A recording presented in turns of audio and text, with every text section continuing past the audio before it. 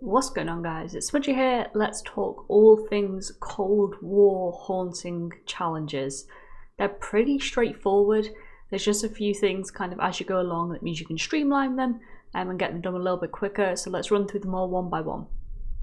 So first up, we have playing complete 5 matches in multiplayer or zombies, the haunting events playlist. So for multiplayer, which is what all of these tips will be surrounding, because I personally don't play zombies, and that is the Nuketown Halloween, the Scare Deathmatch.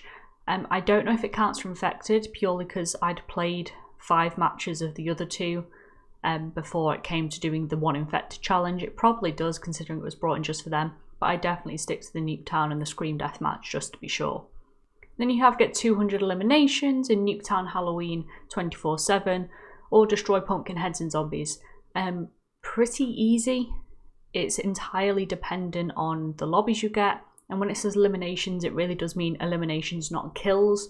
So eliminations, it can be like you put a bullet into someone and someone else gets the other 99% of damage, whereas a kill, you get credit for that. So it's far easier this way. Probably be grateful. It's just a case of getting lucky with some lobbies, getting lucky with your teammates, and just generally what game modes you get. But it is pretty possible. It's just one of the things you have to sit down and do, and you'll pick up as you kind of focus on other challenges. And then we have finished top 3 in Scare Deathmatch. This is can be tricky. There's a few variables you want to go your way. One is Scare Deathmatch essentially is like a prop hunt kind of. Except you don't hide as a prop, you're a human, and there's 2 Ghostfaces that kind of run around trying to kill you, and if you make it to the last one alive, you get a machete and have to try and fight them off. And there's some good fortune in how I did it, in that I played 1 match, came like mid-table, played another match, and as I joined the game, it was round 2, I made it to the last one, and there was only 1 Ghostface instead of 2, which made my odds far easier, because you have to fight both, obviously, if there's 2. But the best thing you can do is hide if it's the sort of map you can hide on and they're not going to come looking for you straight away. And if there's only 2 or 3 of you left, pair up with someone else, even if they don't know you and they don't want to be near you, and bait them instead. Bait them for their life. It's better than you dying. And just follow them around like a lost little puppy and make sure you're getting yourself out of trouble, and use them as kind of like a warning signal. If they come round a corner and then sprint back the other way, it's probably not safe and you should run as well. Then we have get 30 multiplayer eliminations in infected. This is simply just kill a bunch of infected, or if you're unlucky enough to get infected early on, it's going to be far trickier. Honestly, I'd recommend just backing out if you're that serious about trying to streamline this process. Just back out, join another lobby. Obviously, the more infected there are, the better it is. Don't do what I did in this clip, which was choose the bison by accident, and make sure you've got something with a bit more heftier range so you can keep them at bay a little bit easier. It's not hard, it's infected, you know, choose someone where you don't have to watch all 4 corners of the world. You want your back covered ideally with a lot of other people. It's pretty standard infected talk. Then we have 10 melee weapon kills. This can be done in Scare Deathmatch, so if you're the killer, you'll get is it a knife or a machete? I can't remember, to kill, and that will count. Otherwise, I'll show you the loadout that I use where you can kind of conglomerate quite a few different things into one, but we'll get to that kind of towards the end of the video once we've skimmed through the rest of the challenges. We have open 1 scare package. That's a care package. Put it down in a multiplayer match and open it. Simple as that.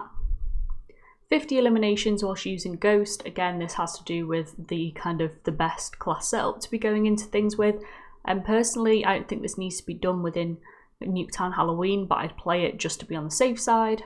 Then we have 3 multiplayer kills without dying 3 times. It's pretty easy. Again, I do it in Nuketown Halloween just to be super sure that you're going to get it. But aside from that, play slow. If you're really struggling, play slow. You know, if you've got to be ratty and sit in those top windows, you have to be ratty and sit in those top windows. The good news is most people seem pretty willing to run about, and with the map being new, or you know, and kind of novel, people are quite happy to run about, making them quite easy to pick off. So you shouldn't have too many issues with this, but if you do, just kind of sit back, don't really think too much into it.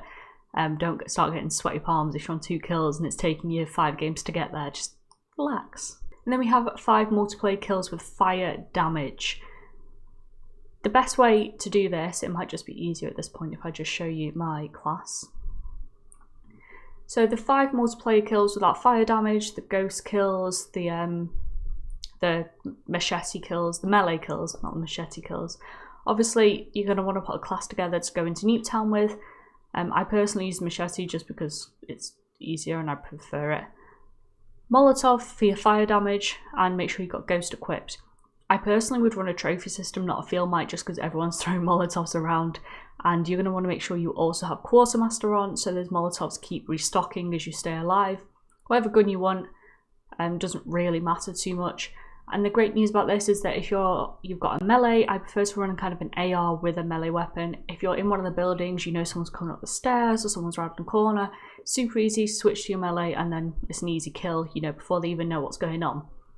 And then as far as score streaks goes, whilst you're doing all of this, just make sure you have a care package on as well. It really is as simple as that. And that is the last challenge and where we're going to end it today. If you did find this video helpful, if it helped you do any part of this challenge, give it a like, subscribe if you want to find your way back. Hope you all have a good day, and I'll see you next time. Bye.